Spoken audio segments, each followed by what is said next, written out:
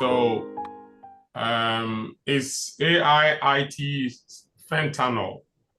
Fentanyl is supposed to be a pain killer that helps people to relieve their pain. And AI has become headache now for quite a number of organizations and more especially in academia. So it is really, I mean, for any AI application that is being used, it has become a disruptive and also an technology. And all of these have consequences.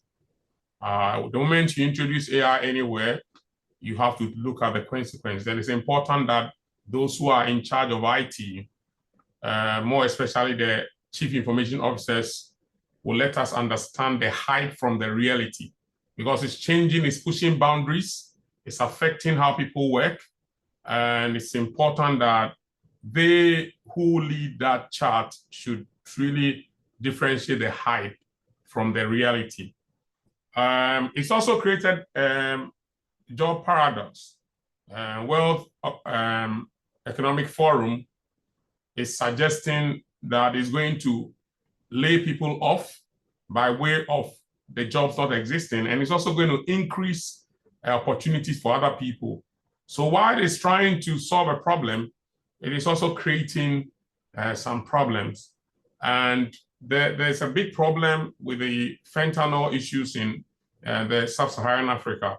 And so the literature that was reviewed looked at the constructs that I understand it, because this is a conceptual framework and where they have been, the studies have been done. So if you look at the context, you see that health in Pakistan throughout, and nothing really has been done in sub-Saharan Africa in relation to how this is happening within the scope of industries. So two important theories underline this work. The theory of diffusion of innovation, which allows organizations to adapt technology, and in this particular instance, AI. And the phases of these theories start with innovators through to those who lag behind, the laggers. And the other theory is destructive innovation. Now, AI has become a very disruptive tool and is changing the boundaries and pushing this. So it was important that we could use theories that can help us underline this work. And this is a conceptual framework that I'm looking at in the context of Africa. So we have good AI, which is ethical, and any AI type that can be considered to do various things. And we have bad AI, where people are using it for other things that are not good, and unethical AI. And I am developing this conceptual framework because whatever these dimensions of AI that is come into industry has to be tested. We have to do, there has to be in every organization an AI governance structure. And even within the IT, there should be a structure to be able to deal with whether we have ethical AI or unethical, that is the bad one. And organizations will have to ensure that if they are going to benefit, then they would have to go through a particular standardized process of measurement, because it is an innovation that is triggered. But do they really get the expected outcome from this? Or does it run through a place of disillusionment according to the Gardner hype cycle? Or does it bring productivity? And finally, AI has to be sustainable. So it must give benefit, and it must also be able to solve the issue of social equity.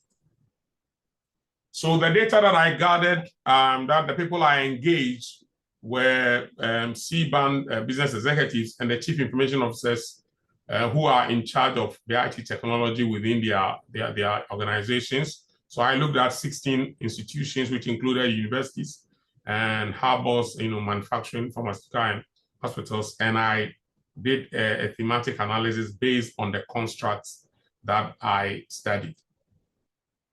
Now, the discussion is there is good AI and there is bad AI.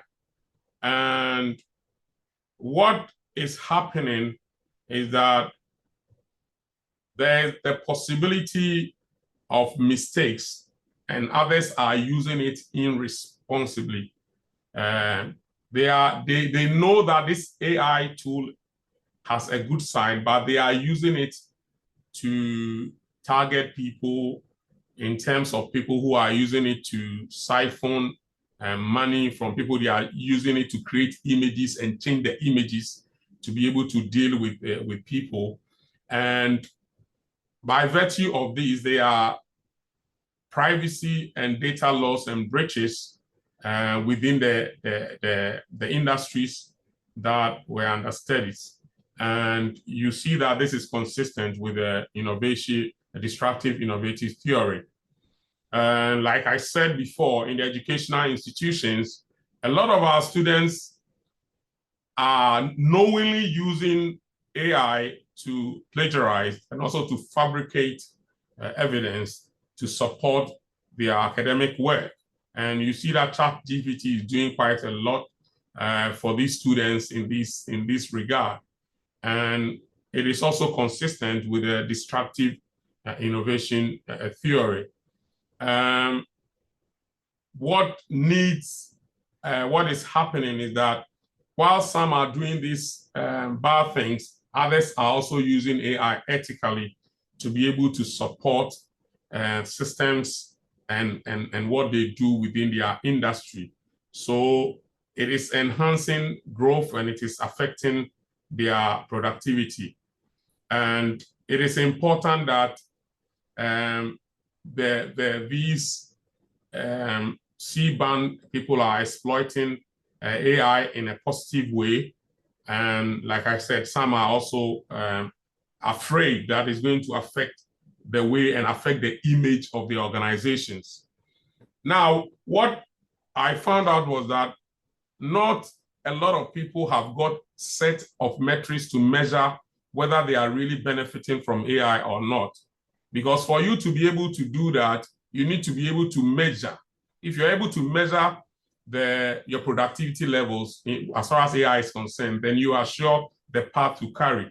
But about 80% of them are not doing that. They know, a lot of these organizations that I interacted with know about AI generally, and some are not sure what type of AI they can use or what they cannot use. Some think that is going to really change it, but they are not sure whether 50% of them think that it's going to change, but they are not sure how it's going to. And some are really doubting the capability of AI as far as their industries are concerned.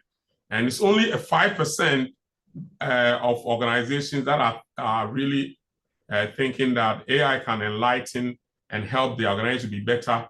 And some are using it effectively, and it's also about 5%. Now, the challenge is that these chief information officers are facing, and it is important for them to set up governance structures within the organizations, and so that they can measure. But like I said, it doesn't really exist. How is AI going to be sustainable? It must look at the benefit, the economic benefit that the industries are getting, and also look at the social equity that is going to come. So, for example, will AI be able to support disabled people to be able to gain their independence? Now, if it is happening that way within the circles, then we are saying that AI is being used sustainably. But the evidence suggests that they don't have scale. They are not really measuring these sustainable AI. And it should go beyond, the SDG goals that have been set by United Nations. It is important that they can really understand that AI has to be sustained if it's going to be used and deliver the necessary benefit. The limitations of this study, it's really, ethical issues are really complex as far as AI is concerned, and it is creating a lot of interpersonal breakdown of relationship because people cannot really trust a lot of things that are delivered to them.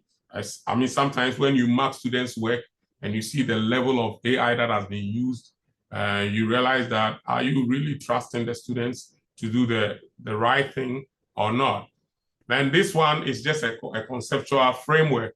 So we need to, as it were, test it to see the benefit, to see evidence from I mean, we should gather evidence empirically to support this claim. Now, the top thoughts as far as this conceptual paper is concerned is Africa really ready for AI technology? I don't really know whether we are ready, because we have issues with unemployment. But the dichotomy is that World Economic Forum is saying that to create more jobs. Does it mean that we have to train a lot of people in regards to AI? It is something for Africa leaders and businesses to look at. And just like the way fentanyl is destroying and creating problems in Africa, will AI do same? Will AI do same in relation to what is happening on the continent of Africa, more especially within the sub-Saharan Africa? Because like I've said, a lot of organizations do not have any structure to deal with the AI within their circles. These are the references, and I thank you very much for listening.